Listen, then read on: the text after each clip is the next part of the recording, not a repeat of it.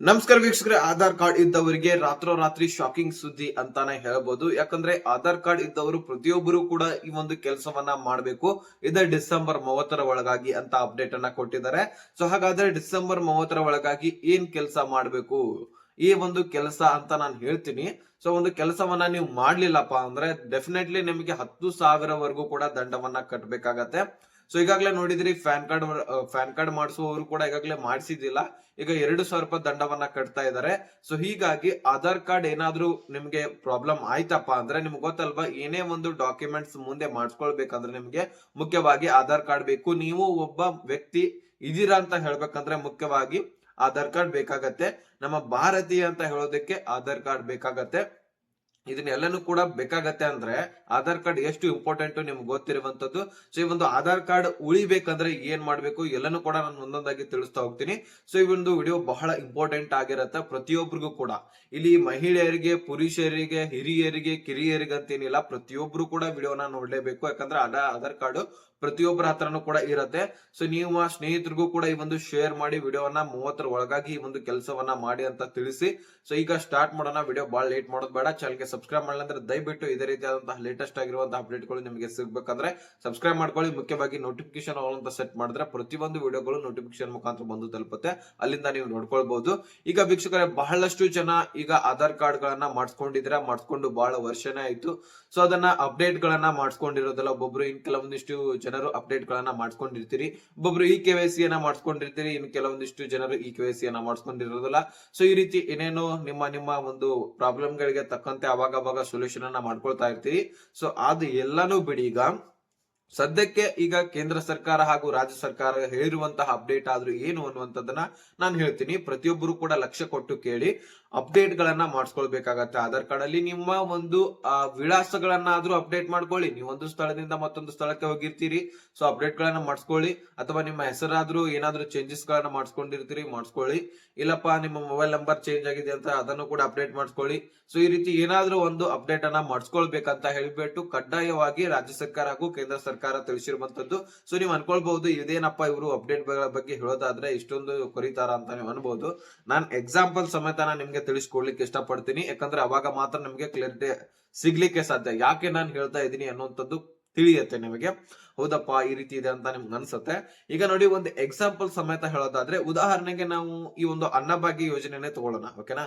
ಅನ್ನಭಾಗ್ಯ ಯೋಜನೆಯಲ್ಲಿ ವ್ಯಕ್ತಿ ಸತ್ತು ಹೋದ್ರು ಸಹಿತ ಆ ವ್ಯಕ್ತಿ ಮನೆಯಲ್ಲಿರುವಂತಹ ಸದಸ್ಯರು ಒಂದು 6-7 ಜನ ಇದಾರಂತ ಅನ್ಕೊಳ್ಳಿ, ಅಥವಾ 3 ಜನ ಇದಾರ ಅನ್ಕೊಳ್ಳಿ, ಒಬ್ಬ ವ್ಯಕ್ತಿ ತೀರಿ ಹೋಗಿದಾರಂತ ಅನ್ಕೊಳ್ಳಿ.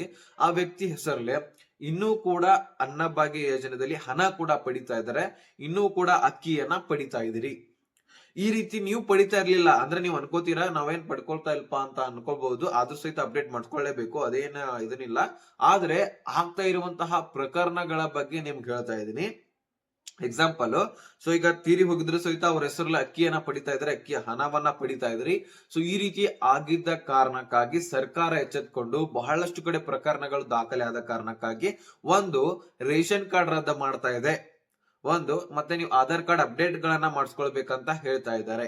ಓಕೆನಾ? ಸೊ ಈ ರೀತಿ ಯಾಕೆ ಹೇಳ್ತಾ ಇದಾರೆ ಅಂದ್ರೆ, ಆ ವ್ಯಕ್ತಿ ಜೀವಂತ ಇದಾನ ಇಲ್ವಾ ಅನ್ನುವಂಥದ್ದನ್ನ ತಿಳ್ಕೊಳ್ಳಿಕ್ಕೆ ಮತ್ತೆ ನಿಮ್ಮ ಆಧಾರ್ ಕಾರ್ಡ್ ಕೂಡ ಅಪ್ಡೇಟ್ ಆದಂಗ ಆಗತ್ತೆ. ಮತ್ತೆ ನಿಮಗೆ ಯಾವ ಸೌಲಭ್ಯಗಳು ಸಿಗ್ತಾ ಇದ್ರೆ ಮುಂದೆ ಅವುಗಳನ್ನು ಎಲ್ಲನೂ ಕೂಡ ಸಿಗ್ತಾ ಹೋಗುತ್ತೆ. ಇಲ್ಲ ಅಂದ್ರೆ ಯಾವ ವ್ಯಕ್ತಿ ಅಪ್ಡೇಟ್ ಮಾಡಿಸ್ಕೊಳ್ಳಲ್ಲ ನೋಡಿ.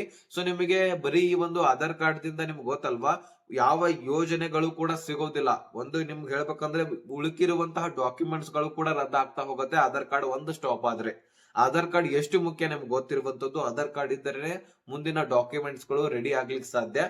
ಆ ಒಂದು ಆಧಾರ್ ಕಾರ್ಡೇ ಇರ್ಲಿಲ್ಲಪ್ಪ ಅಂದ್ರೆ ನಿಮ್ಮ ಪ್ರತಿಯೊಂದು ಡಾಕ್ಯುಮೆಂಟ್ಸ್ ಗಳು ಕೂಡ ರದ್ದಾಗತ್ತೆ. ಆ ವ್ಯಕ್ತಿ ಸಂಪೂರ್ಣವಾಗಿ ಮರಣ ಹೊಂದಿದ್ದಾನೆ ಅಂತ ಅನ್ಕೊಂಡ್ ಬಿಡ್ತಾರೆ. ಆಗ ನಿಮಗೆ ಬರುವಂತಹ ಸೌಲಭ್ಯಗಳು ಯಾವ ಸೌಲಭ್ಯಗಳು ಸಿಗೋದಿಲ್ಲ. ಆ ರೀತಿ ಮಾಡಿದ್ರೆ ನೀವು ಮತ್ತೆ ದಂಡ ಕೂಡ ವಿಧಿಸಲಾಗುವುದು, ನೀವು ಯಾವಾಗ ಆಧಾರ್ ಕಾರ್ಡ್ ಅನ್ನ ಅಪ್ಡೇಟ್ ಮಾಡಿಸ್ಕೊಳ್ಳಿಕ್ಕೆ ಹೋಗ್ತೀರಾ. ಸೊ ಇದೇ ಒಂದು ಡಿಸೆಂಬರ್ 30 ಕೊನೆಯ ದಿನಕ್ಕಾಗಿರುತ್ತೆ. ಆದಷ್ಟು ಬೇಗ ಅಪ್ಡೇಟ್ಸ್ ಗಳನ್ನ ಮಾಡಿಸ್ಕೊಂಡ್ರೆ ನೀವು ಒಂದು ಪ್ರೊಟೆಕ್ಟ್ ನಲ್ಲಿ ಇರುತ್ತೆ. ನಿಮ್ಮ ಡಾಕ್ಯುಮೆಂಟ್ಸ್ ಕೂಡ ಕ್ಲಿಯರ್ ಆಗಿರ್ತವೆ. ನಿಮಗೆ ಈ ಒಂದು ಗೃಹಲಕ್ಷ್ಮಿ ಯೋಜನೆ ಹೊರತುಪಡಿಸಿದ ಸಾಕಷ್ಟು ಯೋಜನೆಗಳಿರ್ತವೆ. ಪಿಂಚಣಿಯನ್ನ ಪಡಿತಾ ಇದೆ. ಉದಾಹರಣೆಗೆ ಹಿರಿಯರಿದ್ರೆ ನೀವು ಕೂಡ ಪಿಂಚಣಿಯನ್ನ ಪಡಿತಾ ಇರ್ತೀರಿ. ಸೊ ನಿಮ್ಮ ಆಧಾರ್ ಕಾರ್ಡ್ ಕೂಡ ಅಪ್ಡೇಟ್ ಮಾಡಿಸ್ಕೊಂಡ್ರೆ ನಿಮ್ಗೆ ಪಿಂಚಣಿ ಸಿಗ್ತಾ ಇರತ್ತೆ. ಮುಖ್ಯವಾಗಿ ಒಂದು ಹಿರಿಯರು ಮಾಡಿಸ್ಕೊಳ್ಬೇಕಾಗತ್ತೆ ಈ ಒಂದು ಆಧಾರ್ ಕಾರ್ಡ್ ಅಪ್ಡೇಟ್ ಅನ್ನ. ಯಾಕಂದ್ರೆ ಹಿರಿಯರೇ ಮುಖ್ಯವಾಗಿ ಈಗ ತೀರಿ ಹೋಗಿದ್ರು ಸಹಿತ ಅವರ ಒಂದು ಅನ್ನಭಾಗ್ಯ ಯೋಜನೆ ಈ ರೀತಿ ಪಿಂಚಣಿ ಸೌಲಭ್ಯಗಳನ್ನ ಪಡ್ಕೊಳ್ತಾ ಇದ್ದಾರೆ ಮನೆಯವರು ಅಂತ ಹೇಳ್ಬಿಟ್ಟು ಸರ್ಕಾರ ಒಂದು ಮಾಹಿತಿಯನ್ನ ಹೊರಡಿಸಿ ಈ ರೀತಿ ಅಪ್ಡೇಟ್ ಮಾಡಿಸ್ಕೊಳ್ಳಿಕ್ಕೆ ಹೋಗಿದೆ. ಈಗಾಗಲೇ ನಾನು ಒಂದು ವಿಡಿಯೋದಲ್ಲಿ ತಿಳಿಸ್ಕೊಟ್ಟಿದ್ದೀನಿ ಪಿಂಚಣಿ ಸೌಲಭ್ಯದ ಬಗ್ಗೆನೂ ಕೂಡ. ಯಾಕಂದ್ರೆ ಹಿರಿಯರು ಏನ್ ಮಾಡ್ತಾ ಇದ್ರಿ, ನಿಮ್ಮ ಒಂದು ಜೀವಿತ ಪ್ರಮಾಣ ಪತ್ರ, ನೀವು ಬದುಕಿದಿರಾ ಅಂತ ಹೇಳ್ಬಿಟ್ಟು ಒಂದು ಜೀವಿತ ಪ್ರಮಾಣ ಪತ್ರವನ್ನ ನೀವು ಕೊಡಬೇಕು, ಸಬ್ಮಿಟ್ ಮಾಡಬೇಕು ಬ್ಯಾಂಕ್ ಗಳಿಗೆ ಹೋಗಿ ಅಂತ ನಾನು ಒಂದು ವಿಡಿಯೋದಲ್ಲಿ ಕ್ಲಾರಿಟಿಯನ್ನ ಕೊಟ್ಟಿದ್ದೆ. ಸೊ ಆದಷ್ಟು ಅದನ್ನ ಯಾರು ನೋಡಿದ್ರೆ ಅವ್ರಿಗೆ ಗೊತ್ತಿರತ್ತೆ. ಪ್ರತಿಯೊಬ್ಬ ಹಿರಿಯರು ನಿಮ್ಮ ಮನೆಯಲ್ಲಿ ಯಾರಾದ್ರೂ ಇದ್ರೆ ಅವ್ರಿಗೂ ಕೂಡ ಒಂದು ಅಪ್ಡೇಟ್ ಅನ್ನ ಶೇರ್ ಮಾಡಿ. ಆಧಾರ್ ಕಾರ್ಡ್ ಅಪ್ಡೇಟ್ ಮಾಡಿಸ್ಕೊಳ್ಬೇಕು, ನೀವು ಪ್ರತಿಯೊಬ್ಬರು ಕೂಡ ಅಪ್ಡೇಟ್ ಮಾಡಿಸ್ಕೊಳ್ಬೇಕು. ಮತ್ತೆ ಯಾರ್ಯಾರು ಇದುವರೆಗೂ ಕೂಡ 5-6 ವರ್ಷವಾದ ಅಪ್ಡೇಟ್ ಅನ್ನ ಮಾಡಿಸ್ಕೊಂಡಿಲ್ಲ ನೋಡಿ, ಸೊ ಆದಷ್ಟು ಮುಖ್ಯವಾಗಿ ನೀವು ಬೇಗ ಹೋಗಿ ಅಪ್ಡೇಟ್ ಗಳನ್ನ ಮಾಡಿಸ್ಕೊಳ್ಳಿ. ಏನಾದ್ರೂ ಚೇಂಜ್ ಮಾಡ್ಕೊಂಡಿದ್ರೆ ನಡೆಯುತ್ತೆ. ಈಗ ಕಳೆದ 1 ವರ್ಷದಿಂದ 2 ವರ್ಷದಿಂದ ಈ ರೀತಿ ಏನಾದ್ರೂ ನಂಬರ್ ಅಪ್ಡೇಟ್ ಮಾಡಿಸ್ಕೊಂಡಿದ್ದಾಗಿರ್ಲಿ, ವಿಳಾಸವನ್ನ ಚೇಂಜ್ ಮಾಡೋದಾಗಿರ್ಲಿ, ಹೆಸರನ್ನ ಏನಾದ್ರೂ ತಿದ್ದುಪಡಿ ಮಾಡ್ಕೊಂಡಿದ್ದಾಗಿರ್ಲಿ, ಅಂದ್ರೆ ನಿಮ್ LC ಯಲ್ಲಿ ಮತ್ತೆ ಮಾರ್ಕ್ಸ್ ಕಾರ್ಡ್ ಅಲ್ಲಿ ಏನ್ ಹೆಸರಿರುತ್ತೆ ಅದೇ ರೀತಿ ಹೆಸರನ್ನ ಮಾಡಿಸ್ಕೊಳ್ಳೋದಾಗಿರ್ಲಿ, ಈ ರೀತಿ ಮಾಡ್ಕೊಂಡಿರ್ತೀರಾ, ಸೊ ಅದು ಅಪ್ಡೇಟ್ ಆಗಿರುತ್ತೆ, ಅವಾಗ ನಡೆಯುತ್ತೆ, ಏನ್ ಪ್ರಾಬ್ಲಮ್ ಇಲ್ಲ. ಮತ್ತೆ ತಂಬಗಳನ್ನ ಕೊಟ್ಟು ಬರ್ರಿ, ಅವಾಗ ನಿಮ್ಗೆ ಒಂದು ಕ್ಲಿಯರಿಟಿ ಸಿಗತ್ತೆ, ರೇಷನ್ ಗಳು ಸಿಗ್ಲಿಕ್ಕೆ ಸಾಧ್ಯ. ಒಬ್ಬೊಬ್ರದ್ದು ತಂಬಕ್ ಸರಿಯಾಗಿ ಹೋಗ್ತಾ ಇರೋದಿಲ್ಲ, ರೇಷನ್ ಸಿಗೋದಿಲ್ಲ. ಹೀಗಾದ ಕಾರಣಕ್ಕಾಗಿ ಆಧಾರ್ ಕಾರ್ಡ್ ಅಲ್ಲಿ ಸರಿಯಾಗಿ ತಂಬನ್ನ ಕೊಟ್ರೆ ನೀವು ಅಲ್ಲಿ ರೇಷನ್ ಕಾರ್ಡ್ ನಲ್ಲಿ ಕೂಡ ಸರಿಯಾಗಿ ತಂಬು ತೆಗೆದುಕೊಳ್ಳುತ್ತೆ, ಅವಾಗ ನಿಮ್ಗೆ ರೇಷನ್ ಸಿಗತ್ತೆ. ಈ ರೀತಿ ಬಹಳಷ್ಟು ಜನ ಕಡೆ ಆಗುವಂತಹ ಕಾರಣಕ್ಕಾಗಿ ನಾನು ಒಂದು ಕ್ಲಿಯರಿಟಿ ಕೊಡ್ತಾ ಇದ್ದೀನಿ. ಆದಷ್ಟು ಬೇಗ ಪ್ರತಿಯೊಬ್ಬರು ಕೂಡ ಈ ಒಂದು ಕೆಲಸವನ್ನ ಮಾಡಿ ಅಂತ ಹೇಳಿಬಿಟ್ಟು ಕೇಂದ್ರ ಸರ್ಕಾರ ಮತ್ತು ರಾಜ್ಯ ಸರ್ಕಾರ ಹೇಳಿದೆ, ಅನೌನ್ಸ್ ಮಾಡಿದೆ. ಪ್ರತಿಯೊಬ್ಬರು ಕೂಡ ಈ ಒಂದು ಕೆಲಸವನ್ನ ಮಾಡಿ ಇಲ್ಲಪ್ಪ ಅಂದ್ರೆ ನಿಮ್ಮ ರೇಷನ್ ಕಾರ್ಡ್ ರದ್ದಾಗತ್ತೆ, ಅದ್ರ ಜೊತೆಗೆ 10,000 ವರೆಗೂ ಕೂಡ ದಂಡ ಬೀಳುವಂತಹ ಚಾನ್ಸಸ್ ಇದೆ. ಸೊ ಪ್ರತಿಯೊಬ್ಬರಿಗೂ ಕೂಡ ಈ ಒಂದು ವಿಡಿಯೋವನ್ನ ಶೇರ್ ಮಾಡಿ ಅವ್ರಿಗೆಲ್ಲರಿಗೂ ಕೂಡ ತಿಳಿಸ್ಕೊಡಿ.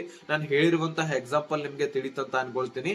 ಸೊ ಯಾರಾದ್ರೂ ವ್ಯಕ್ತಿ ಇರ್ಲಿಲ್ಲ ಅಂದ್ರೆ ಅವನ ಯೋಜನೆಗಳು ಪಡಿತಾ ಇದಾರೆ, ಈ ಒಂದು ಮುಖ್ಯವಾದ ಕಾರಣ ಇದು. ಇನ್ನು ಹಲವಾರು ಕಾರಣಗಳಿದಾವೆ, ಆದ್ರೆ ಮುಖ್ಯವಾದ ಕಾರಣ ಎಕ್ಸಾಂಪಲ್ ಸಮೇತ ನಾನು ನಿಮ್ಗೆ ತಿಳಿಸ್ಕೊಟ್ಟಿದ್ದೀನಿ. ಸೊ ಈ ಒಂದು ಕಾರಣಕ್ಕಾಗಿ ನಿಮಗೆ ಈ ಒಂದು ಆಧಾರ್ ಕಾರ್ಡ್ ಅನ್ನ ಅಪ್ಡೇಟ್ ಮಾಡಿಸ್ಕೊಳ್ಳಿಕ್ಕೆ ತಿಳಿಸಿದ್ದಾರೆ. ಪ್ರತಿಯೊಬ್ಬರು ಕೂಡ ಅಪ್ಡೇಟ್ಸ್ ಮಾಡ್ಕೊಳ್ಳಿ. ಈಗಾಗಲೇ ಕೆಲವೊಂದಿಷ್ಟು ಕಡೆ ಪ್ರಕರಣಗಳು ನಡೆದಿದ್ದಾವೆ, ಕೋಲಾರ ಆಗಿರ್ಲಿ, ಗದಗ ಮತ್ತೆ ಇನ್ನೊಂದು 2 ಜಿಲ್ಲೆಗಳಲ್ಲಿ ಒಂದು ಪ್ರಕರಣಗಳು ದಾಖಲೆ ಆಗಿದಾವಂತೆ. ಅದಕ್ಕೋಸ್ಕರ ಸರ್ಕಾರ ಈ ಒಂದು ಈ ರೀತಿ ಮಾಡೋದೇ ಬೇಡ, ಒಟ್ಟಾರೆಯಾಗಿ ನಾವು ಆಧಾರ್ ಕಾರ್ಡ್ ಗಳನ್ನ ಅಪ್ಡೇಟ್ ಮಾಡಿಸ್ಕೊಳ್ಳೋಣ. ಮತ್ತೆ ಹಿರಿಯರು ಏನಿದಾರಲ್ಲ ಪಿಂಚಣಿ ಸೌಲಭ್ಯವನ್ನ ಪಡೆಯುವವರು, ಇವರು ಏನ್ ಮಾಡ್ಬೇಕು, ಜೀವಿತ ಪ್ರಮಾಣ ಪತ್ರವನ್ನ ಕೊಡಬೇಕಾಗತ್ತೆ. ಇದನ್ನ ಸರ್ಕಾರವೇ ಚೆಕ್ ಮಾಡ್ಲಿಕ್ಕೆ ಬರುತ್ತೆ. ಆದ್ರೆ ಅವ್ರು ಈಗಾಗಲೇ ಆ ಒಂದು ರೇಷನ್ಸ್ ಕಾರ್ಡ್ ಗಳನ್ನ ಚೆಕ್ ಮಾಡುವಂತಹ ಒಂದು ನಿಟ್ಟಿನಲ್ಲಿ ಆಹಾರ ಇಲಾಖೆ ಸಾಕ್ತಾ ಇರುವಂತದ್ದು. ಈ ಕಡೆ ನೀವಾಗಿನೇ ಅಪ್ಡೇಟ್ ಮಾಡಿಸ್ಕೊಂಡ್ರೆ ಸೊ ನಿಮ್ಗೂ ಕೂಡ ಕ್ಲಿಯರಿಟಿ ಸಿಗುತ್ತೆ. ಮತ್ತೊಂದ್ಸಾರಿ ನಿಮ್ಗೂ ತಂಬುಗಳನ್ನ ಕೊಟ್ಟಿದ್ರೆ ನಿಮ್ಗೂ ಕೂಡ ರೇಷನ್ ಗಳು ಸರಿಯಾಗಿ ಸಿಗ್ಲಿಕ್ಕೆ ಸಾಧ್ಯ, ನಿಮ್ಮ ಯೋಜನೆಗಳು ಸಿಗ್ಲಿಕ್ಕೆ ಸಾಧ್ಯ. ಈ ರೀತಿಯ ಒಂದು ನಿಟ್ಟನ್ನ ಇಟ್ಕೊಂಡು ಸರ್ಕಾರ ಒಂದು ಅಪ್ಡೇಟ್ ಅನ್ನ ಕೊಟ್ಟಿರುವಂತದ್ದು. ಪ್ರತಿಯೊಬ್ರು ಕೂಡ ಆದಷ್ಟು ಬೇಗ ಈ ಒಂದು ಕೆಲಸ ಮಾಡಿ. ಕೊನೆಯದಾಗಿ ಸರ್ವರ್ ಇಶ್ಯೂ ಕೂಡ ಆಗ್ಬೋದು ಮತ್ತೆ ನಿಮ್ಮ ಒಂದು ಜನಸಂಖ್ಯೆ ಕೂಡ ಹೆಚ್ಚಾಗಿ ನಿಮ್ಗೆ ಸರದಿ ಸಾಲಿನಲ್ಲಿ ನಿಮ್ಗೆ ಸಿಗದೇನೆ ಇರಬಹುದು. ಈ ರೀತಿ ಆಗ್ಬಾರ್ದು ಅಂತ ಹೇಳ್ಬಿಟ್ಟು ಆದಷ್ಟು ಬೇಗ ಮಾಡ್ಕೊಳ್ಳಿ. ಮತ್ತೆ ಎಲ್ಲಿ ಹೋಗ್ಬೇಕಂದ್ರೆ ನಿಮ್ಮ ಆಧಾರ್ ಸಂಪರ್ಕ ಕೇಂದ್ರಕ್ಕೆ ಹೋಗ್ಬೇಕಾಗತ್ತೆ. ಒಂದು ತಹಶೀಲ್ದಾರ್ ಆಫೀಸ್ ಗಳಲ್ಲಿ ಆಧಾರ್ ಕಾರ್ಡ್ ಗಳನ್ನ ಅಪ್ಡೇಟ್ ಮಾಡ್ತಿರ್ತಾರೆ. ಮತ್ತೆ ಇನ್ನೊಂದು ಗ್ರಾಮವನ್ನು ಕರ್ನಾಟಕ ವನ್ಗಳಲ್ಲಿ ಕೂಡ ಅಪ್ಡೇಟ್ಸ್ ಗಳನ್ನ ಮಾಡ್ತಿರ್ತಾರೆ. ಸೊ ಅಲ್ಲಿ ಹೋಗಿ ನೀವು ಕೇಳ್ಕೊಳ್ಳಿ, ಆಧಾರ್ ಕಾರ್ಡ್ ಅಪ್ಡೇಟ್ ಮಾಡ್ತೀರಾ ಅನ್ನುವಂಥದ್ದನ್ನ. ಸೊ ಅಲ್ಲಿ ಹೋಗಿ ನೀವು ಅಪ್ಡೇಟ್ಸ್ ಗಳನ್ನ ಮಾಡ್ಕೊಂಡು ನಿಮ್ಮ ಒಂದು ಆ ಯೋಜನೆಗಳನ್ನ ಸರಿಯಾಗಿ ಪಡ್ಕೊಳ್ಬಹುದು. ಪ್ರತಿಯೊಬ್ರು ಕೂಡ ಈ ಒಂದು ಅಪ್ಡೇಟ್ ಗಳನ್ನ ಮಾಡ್ಕೊಳ್ಳಿ. ಈ ಒಂದು ಅಪ್ಡೇಟ್ ಅನ್ನ ಪ್ರತಿಯೊಬ್ಬರಿಗೂ ಕೂಡ ಶೇರ್ ಮಾಡಿ. ಈ ಒಂದು ಅಪ್ಡೇಟ್ ನಿಮ್ಗೆ ಅರ್ಥ ಆಗಿದ್ರೆ ನೆಕ್ಸ್ಟ್ ಮಾಹಿತಿ ಒಂದು ವಿಷಯವನ್ನ ಅಲ್ಲಿ ತನಕ ಬಾಯ್ ಬಿಡಿ ಫ್ರೆಂಡ್ಸ್.